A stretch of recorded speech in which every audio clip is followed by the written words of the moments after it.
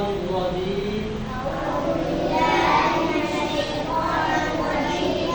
بسم الله الرحمن الرحيم.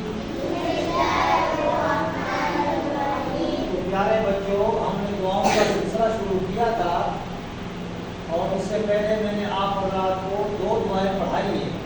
آج تیسری دعا ہم پڑھتے ہیں، شام کے پڑھنے کی دعا. کون سی دعا ہے یہ؟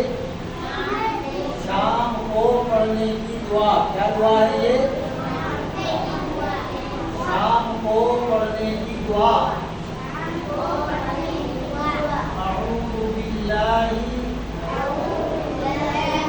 من الشیطان الرجیم. بسم اللہ الرحمن الرحیم. اللہم بک امسینا وبک اصبحنا وبک نحیا وبک نموت وإلیک النشور. اب اس کا ترجمہ پڑھتے ہیں. اے اللہ، ہم تیری ہی قدرت سے شام کے وقت میں داخل ہوئے اور تیری قدرت سے صبح کے وقت میں داخل ہوئے اور تیری ہی قدرت سے جیتے اور مرتے ہیں اور میرے پیچھے جی اٹھ کر تیری طرف جاتا ہے. تو یہ اس کا ترجمہ اور یہ دعا یہ کل ہم نے یاد کر کے آنی ہے. جس طریقے سے آپ نے پہلی 2 دعائیں یاد کر کے سنائی ہیں اور اسی طریقے سے سبق کے بعد کل ہم نے آپ سے یہ دعا بھی سننی ہے. تو یاد کر کے آؤ گے نا انشاءاللہ. اللہ پاک ہمیں یہ توفیق عطا فرمائے کہ چھوٹی چھوٹی جو دعائیں ہیں حضور صلی اللہ علیہ وسلم نے جو بتلائی ہیں یہ دعائیں بڑی کارآمد ہیں. یہ کیا ہے؟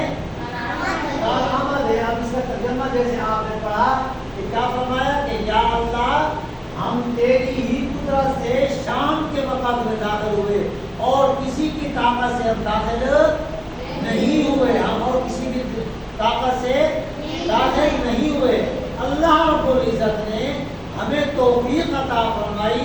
اللہ رب العزت نے ہمیں سانس دیا تو ہم شام کے وقت میں داخل ہوئے. ہم شام کے وقت میں داخل ہوئے.